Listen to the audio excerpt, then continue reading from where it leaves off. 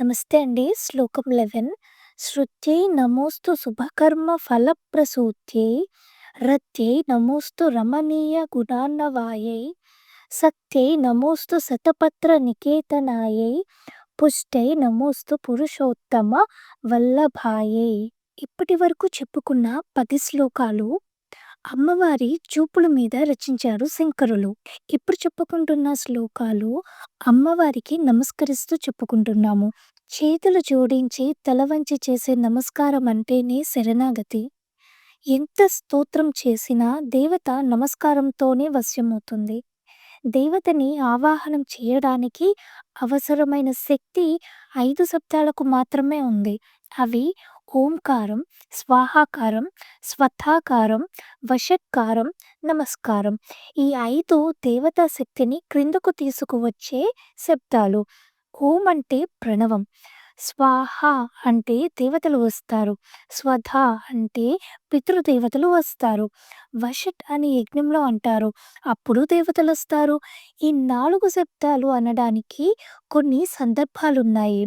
ఎప్పుడైనా ఎటువంటి పరిస్థితిలో ఉన్నా అనగలిగే శబ్దం మాత్రం నమః.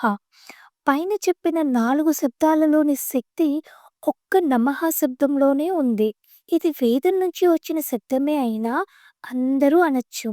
మిగతా వాటికి నియమాలు పాటించాలి. బట్ నమఃకి ఏ నియమం లేదు. శక్తి మాత్రం ఈ శబ్దాలన్నిటికీ సమానమే. నమస్కారంతో దేవతలు లొంగిపోతారు. అందుకే శంకరులు నమస్కార శ్లోకాలను కూడా చెప్పారు. శృతి అంటే వేదం అని. దేవతల గురించి చెప్పే శక్తి కేవలం వేదానికే ఉంది. భగవంతుడు శిలారూపం తీసుకుంటే దాన్ని విగ్రహం అంటాం. అదే శబ్దరూపం తీసుకుంటే దాన్ని వేదం అంటాం. వేదము ఎందుకు తెలుసుకోవాలంటే శుభకర్మ ఫల ప్రసూత్యై. ప్రసూత్యై అంటే కలిగించినది అని. వేదాన్ని అనుష్ఠానం చేయాలి. వేదం చెప్పిన కర్మే శుభకర్మ. శుభకర్మ అంటే మంచి సంకల్పంతో మంచి జరగాలని చేసే మంచి పనులకి శుభకర్మ అని పేరు. శృత్యై నమోస్తు శుభకర్మ ఫలప్రసూత్యైలో 3 ఇంపార్టెంట్ వర్డ్స్ ఉన్నాయి. 1 శృతి, 2 కర్మ, 3 ఫల. శృతి అంటే జ్ఞానం, నాలెడ్జ్ అన్నమాట. కర్మ అంటే పని, ఫల అంటే రిజల్ట్. వేదం ఇచ్చిన జ్ఞానంతో చేసే పనికి ఫలాన్ని కలిగించే తల్లికి నమస్కారం అని మొదటి లైన్ అర్థం. రత్యై అంటే ఆసక్తి.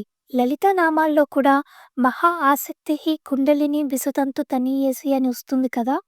ఇంకా రతిరూప రతిప్రియ అన్న నామాలు కూడా ఉంటాయి. మన ప్రతి ఎమోషన్కి, భావాలకి ఒక దేవత ఉంటుంది. ఆసక్తి లక్ష్మి లక్షణం. ఆసక్తి యొక్క లక్షణం మంచి గుణములు పెంచుకోవడానికై ఉండాలి. అందుకే తర్వాత అన్నారు రత్యై నమోస్తు రమణీయ గుణార్ణవాయై. రమణీయ గుణార్ణవాయై అంటే రమణీయమైన గుణముల సముద్రం అని. లక్ష్మీదేవిని ఉపాసిస్తే మనలో కూడా సుగుణాలు వస్తాయి. రతికి లక్ష్యం రమణీయ గుణం అనమాట. శక్తి అంటే వాక్శక్తి, బుద్ధిశక్తి, జ్ఞానశక్తి, దేహశక్తి ఇవన్నీ కూడా శక్తులే కదా. ఇటువంటి శక్తికి నమస్కారం. శక్తి నమోస్తు శతపత్ర నికేతనాయై. నికేతన అంటే స్థానం. శతపత్రముల పద్మం నందు నివసించే తల్లి అంటే శ్రీచక్రంలో ఉన్న తల్లి. శ్రీచక్రంలో బిందువుగా ఉండి శక్తి తరంగాల్లా మొత్తం వ్యాపించిన ఆ తల్లి ఎవరైతే ఉన్నారో ఆ శక్తికి నమస్కారం అంటున్నారు శంకరులు. పుష్టై నమోస్తు పురుషోత్తమ వల్లభాయై. 10వ శ్లోకంలో చెప్పుకున్నాం కదా. పుష్టి అంటే పుష్టి లక్ష్మీదేవి యొక్క శక్తి అన్నమాట. ఆ పుష్టి శక్తి ఉన్న దేవతకు నమస్కారం అంటున్నారు. ఎవరు ఆవిడ? పురుషోత్తమ వల్లభాయే. పురుషోత్తముడు అంటే నారాయణుడు. ఆయనకి వల్లభ అంటే ప్రియమైనది. ఎవరు? శ్రీ మహాలక్ష్మీదేవి. ఆ తల్లికి నమస్కారం అంటున్నారు శంకరులు. నెక్స్ట్ శ్లోకం నమోస్తు నాలికా నిభాననాయై నమోస్తు దుగ్ధోదతి జన్మభూమ్యై నమోస్తు సోమామృత సోదరాయై నమోస్తు నారాయణ వల్లభాయై. నమోస్తు నాలికా నిభాననాయై. నాలికం అంటే పద్మం అని, నిభా అంటే పోలిన అని, ఆనన అంటే ముఖము. పద్మము వంటి ముఖము కలదానికి నమస్కారము అంటున్నారు. నమోస్తు దుగ్ధోదధి జన్మభూమ్యై. పాల సముద్రం నుంచి పుట్టింది కదా లక్ష్మీదేవి. అదే చెప్తున్నారనమాట. దుగ్ధోదధి అంటే పాల సముద్రం. పాల సముద్రం నుంచి పుట్టిన తల్లికి నమస్కారము. నమోస్తు సోమామృత సోదరాయే. పాల సముద్రం చిలికినప్పుడు లక్ష్మీదేవితో పాటు చంద్రుడు, అమృతం కూడా వచ్చాయి కదా! అందుకని సోదరుడు అని చెప్పారనమాట. చంద్రుడి లక్షణం ప్రసన్నత అయితే అమృతం మోక్షదాయకం. అమ్మవారిలో ప్రశాంతత, ప్రసన్నత, ఆహ్లాదం, చల్లదనం అన్నీ ఉన్నాయి కనుక ఆమె చంద్రుడి సహోదరి అన్నారు శంకరులు. అలాగే అమృతం అంటే మోక్షమని. సో, చంద్రుడికి, అమృతానికి సోదరి అయిన తల్లికి నమస్కారము అంటున్నారు. నమోస్తు నారాయణ వల్లభాయై. నారాయణుడికి ప్రియమైన ఆ తల్లికి నమస్కారము అంటున్నారు. నమోస్తు హేమాంబుజ పీతికాయై. నమోస్తు భూమండల నాయికాయై. నమోస్తు దేవాది దయాపరాయై. నమోస్తు సార్గాయుధ వల్లభాయై. హేమం అంటే బంగారం అని. అంబు అంటే కొలను లేదా సముద్రం. అంబుజ అంటే అందులో పుట్టినది పద్మం. బంగారు పద్మంలో కూర్చున్నారు అమ్మవారు అని చెప్తున్నారు.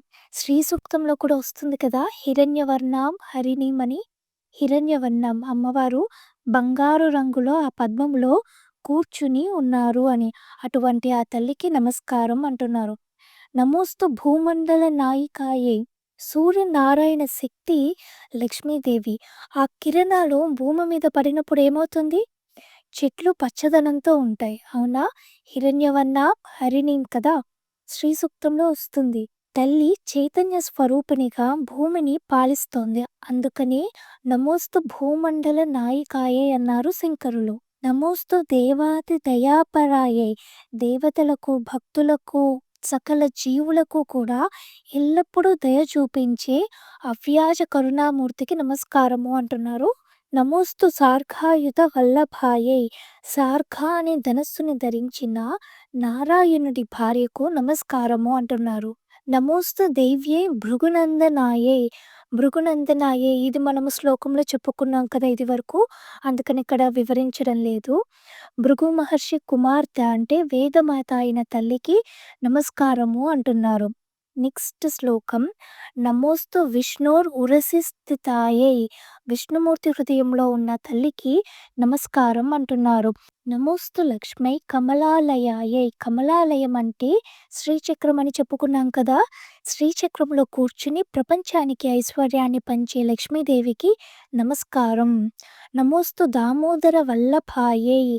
దామోదర స్వరూపుడైన శ్రీకృష్ణునికి అత్యంత ప్రియమైన తల్లికి నమస్కారం. నెక్స్ట్ శ్లోకం. నమోస్తు కాంత్యై కమలైక్షనాయే. కాంతి అంటే కాంతి స్వరూపిణి. కాంతి స్వరూపిణి అయిన కమలములు వంటి కన్నులు కల లక్ష్మీదేవికి నమస్కారము. నమోస్తు భూత్యై భువన ప్రసూత్యై. భూత్యై అంటే ఐశ్వర్య స్వరూపిణి అని. భువనములను కన్న తల్లికి, ఐశ్వర్య స్వరూపిణికి నమస్కారం అంటున్నారు. నమోస్తు దేవాధిభిరర్చితాయై. అంటే దేవతలు చేత అర్చించబడే తల్లికి నమస్కారము అని. నమోస్తు నందాత్మజ వల్లభాయై. నందాత్మజుడు అంటే శ్రీకృష్ణుడు. శ్రీకృష్ణుడికి ప్రియమైన ఆ తల్లికి నమస్కారం అంటున్నారు శంకరులు. నన్ను నేను నీకు అర్పించుకుంటున్నా అని చెప్పే నమః శబ్దానికి మించిన శబ్దం లేదు. నమస్కారాన్ని మించిన మంత్రము లేదు, పూజ లేదు. అందుకనే ఈ నమస్కార శ్లోకాలు చాలా ముఖ్యమైనది. మనం ఇప్పుడు 11th శ్లోకం నుంచి 15th శ్లోకాలు నమస్కారం రిలేటెడే చెప్పుకున్నాము. సండే రోజు అప్లోడ్ చేసే వీడియోతో కనకదార స్తోత్రం మొత్తం పూర్తవుతుంది. దాని తర్వాత లలిత సహస్రనామం నేర్చుకుందాం. 12th శ్లోకంలో నమోస్తు నాళీక నిభాననాయై. నాళీకం అంటే పద్మమని. నేను అలాగే దీర్ఘం సరిగ్గా పలకలేదేమో ఇందాక అని చెప్పి ఇంకొకసారి రిపీట్ చేస్తున్నాను ఇక్కడ.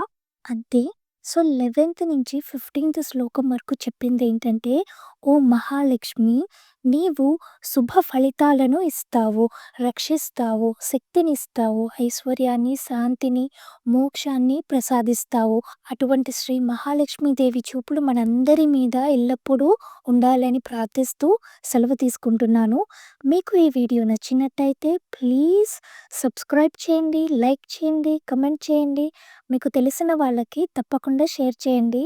Thank you.